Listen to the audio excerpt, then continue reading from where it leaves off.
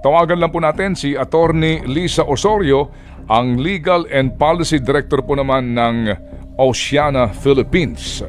Para po sa ating importanteng tanong dahil ang Secretary po ngayon DENR nananawagan din sa lahat na maging prudent po tayo sa paggamit na po nitong mga single-use plastic na ito. Attorney, magandang umaga po. Good morning. Good morning and thank you for your time.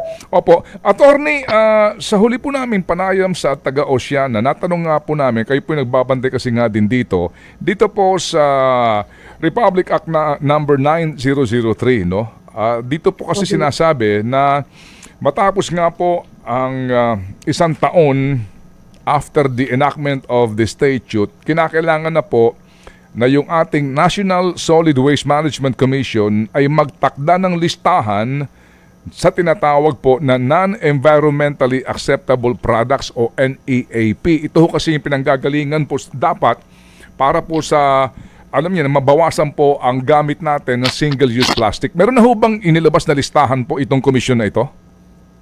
Wala pa po. Sa pagkaalam namin, wala pang official list na nakaregister sa National Administrative Register. Although, siguro mga 2 years ago, merong in-announce yung DNR na yung plastic stirrers and plastic straws ay nilista na nila. Pero nung chinek namin sa National Administrative Register, which is required under the law, no, para maging official yung kanilang issuance or rules and regulations, ay wala pa pong naka-lodge doon. So meaning to say, those were just empty words at hindi talaga to pinatotohanan nila na meron talagang nakalista ng non-environmentally acceptable products. So in the absence of this list, ano po ang problema natin ngayon, ma'am, sa usapin po nga nitong pagpapatupad ng batas na ito para po mabawasan ang pagdami, lalo na ng basurang plastic? Yes po. Dapat sana, di ba, naglistas na sila nung 2001, starting 2002, 2003, every year ng non-environmental acceptable products para sana mabawas-bawasan, no, yung ngayon nagiging mounting problem natin ng plastic pollution. So, pero yun nga, 20 years na ang dumaan or plus, 20 plus years na ang dumaan, ay wala pa rin silang nalista. And sa tingin namin talagang sila ang nakaligtaan nila ay yung kanilang legal mandate na gumawa ng paraan para mabawasan sana yung problema na natin na nakikita natin ngayon. Ma'am Attorney, I'm sure kinalakihan nyo na po itong isyong ito. 25 years na po itong isyong ito. And yes, nakailan na po tayong palit ng Environment Secretary. Dahil nga po din sa paggunita po ng Earth Day, di ho ba? Ang DENR, meron silang press release. DENR calls for collective action to reduce plastic waste.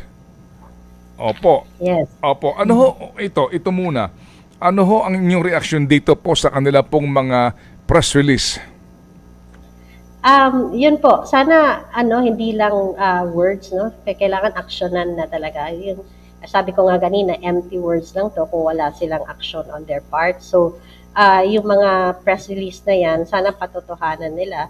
At talagang mag-issue na sila ng mga listahan ng ating i-phase out na mga plastics ng kasi 25 years na nga ang dumahan and then wala pa silang nagagawa. And ngayon, Earth Day lang nila nagugunita, naaalala yung kanilang dapat sanang ginawa 20 plus years ago. So, yun yung problema kasi maganda nga pakinggan yung, di ba, yung mga sound bites ng ganito, pero yung tinitingnan talaga natin ay action. Yun yung kulang. Opo, Attorney, hindi ho ba dumulog na kayo sa Supreme Court para po sa writ of mandamus sa isyong ito? Nagkaroon ba ng disposition dito sa Supreme Court? Yes po, nag-file kami, nag-request kami ng writ of kalikasan and writ of continuing mandamus. Mhm. Nag-issue na yung Supreme Court ng writ of kalikasan, pero based on the rules kasi po, iniremand ito to the Court of Appeals para sa reception of evidence. And hanggang ngayon po, wala pa pong final na decision yung Court of Appeals at ang Supreme Court sa aming kaso. So, hanggang ngayon, nag-aantay pa rin po kami ng yung ano ba yung desisyon ng ating Korte Suprema sa aming dinulog na kaso. Okay, sige po. So, ma'am, sa kawalan po ng listahan na ito, no? Oo. Opo. Kasi, di ba ho, dapat dito yung mga sachet, alam niyo ho yun, yung mga dapat po ay yung dapat na ipagbawal na mga uri po ng packaging, maliwanag doon sa listahan para magkaroon po ng alternative naman na gagamitin doon po sa mga laman ng mga sachet na ito. So in the absence po nitong listahan na ito, again, pakiklaro lang po, ano ngayon ang mangyayari sa atin? Opo, in the absence of this list na obligasyon naman po ng komisyon na pinangungunahan po dapat ng DENR. Go ahead, ma'am. Yeah, so in the absence of that list, hindi po tayo magkakaroon ng malaking step para itigil ang continuous use, production, importation, at whatever related actions with respect to these non-environmentally acceptable products. And so, ito kasi yung first step sana. At saka yung sa listahan na to, meron mga tayong tinatawag na low-hanging fruits na pwede na natin i-phase out kasi meron ng alternatibo. Kasi yun naman usually yung depensa nila, no, na wala pa tayong nakikita or nahahanap na alternatibo. Kaya yung sa amin, pinrove namin na at least itong 10 na hinihingi namin na at least initial list nila, gawin nila after 25 years. Gawin na nila para slowly mawala na ito sa ating pang-araw-araw na na aktibidad. So, yun nga, yung hindi pa yan sa hanggang ngayon, since wala pa yung list, so wala talagang regulasyon and pagpatuloy pa talaga yung pag-produce at yung pagdami ng ating plastic pollution. Opo, pero ma'am, inyo ba napapansin, attorney, yung dating isang sachet nang dahil po sa inflation at hirap ng marami pong kababayan natin, may mga kalahati ng sachet ngayon eh. Di ba ma'am, isang sachet, so meron pa hong mga produkto ngayon na para mas kaya mong bilhin, hinahati na ho yung sachet. So nagiging dalawa na ito. So mas dumami pa, dodoble pa yan habang tumataas yung presyo ng mga sachets na to. And as you know, kung sachets ang pag-usapan, no, tinatawag tayong sachet economy. And according to the experts, pag tingnan mo yung sachets kasi marami siyang layers ng plastic, so hindi siya madaling talaga i-dispose. Yun nga, it always, since mahina yung ating recycling, mahina yung ating management ng solid waste, hindi talaga siya nalilinis, no, sa atin, and they eventually end up in our ocean. So yun yung talagang nakikita natin ngayon. Sige po, ano po ma'am ang inyo pong balak gawin ngayon dito ho sa isyong ito? Kayo ho ba ay dumulog na kay Secretary Yulo Loizaga para po dito sa isyong ito, para mapakinggan po inyong matagal nyo ng panawagan sa papel nila dito po sa isyong ito? Yes po. So, syempre habang nag-aantay kami ng desisyon ng Korte Suprema, yun nga, marami pa rin kaming ginagawa other than, of course, waiting. So, yung isa, yung meron kasing National Solid Waste Management Commission Resolution 1363 na nagbabawal ng single-use plastics. Mismo in-issue yan ng National Solid Waste Management Commission sa mga government offices. So, bawal na ito sa government offices. So, yung ginagawa namin, sinusulatan namin yung lahat ng mga government offices natin, at least for a start, no, including local government units, na ipagbawal na nila ito. Kasi meron na tayong basehan, may resolution na dapat sundin nila. Sila sana yung duty bearers na dapat mangunguna sa address ng plastic pollution.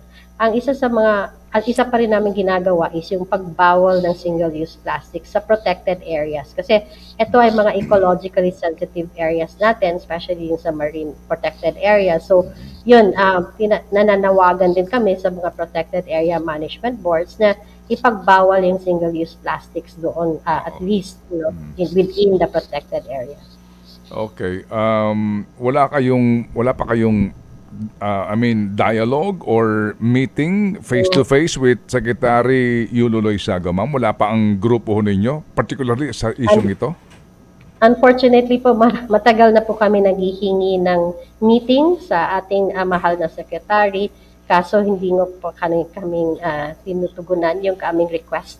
So parang ayun po yung isa sa mga medyo mahirap on our part. No? Kami ay handa naman kami makipag-dialogue sa kanya, makipag-meeting. Pero yun nga, since nung umupo siya ay nagpadala na talaga kami ng sulat upang magkaroon ng meeting sa kanya para magkaroon ng masinsinaw pag-uusap sa mga problemang na nakikita natin and sana masolusyonan ito. And handa kaming tumulong sa pagbigay ng solusyon. Pero yun nga, unfortunately, hindi niya pinapakinggan yung request namin. Okay. And in parting, ma'am, in closing po, Attorney Lisa Osorio, I'd just like to get your reaction. Basahin ko ito, ha. Ito pong post ng DENR, #Earth Month is more than just a commemorative celebration. It's a call to action. Join the DENR in its environmental movement and make a difference in your community and beyond. Together, we can create a greener, cleaner, and more sustainable world for all. Be a change maker. #Earth Month 2024. What is your reaction to this? Simulan nila sa kanila muna kasi sila dapat ang mangunguna, hindi lang sa paggagawa ng hashtags pero yung pag-action. So dapat simulan nila ito at of course kami naman ay handang sumama sa kanila at magbigay solusyon sa ating problema. Change sa kanila mismo dapat manguna. Magsimula. Opo. Sige po. Attorney Lisa, salamat po sa inyo pong panahon sa aming programa at kami po nakikiisa sa advokasiyang ito. Salamat po, Attorney. Thank you. Apo, thank you. Si Attorney Lisa Osorio, ang Legal and Policy Director po ng Oceana. Ted Filon at DJ Chacha. Ngayon, nasa Radyo 5, 92.3 News FM. Monday to Friday, 6 to 10 a.m.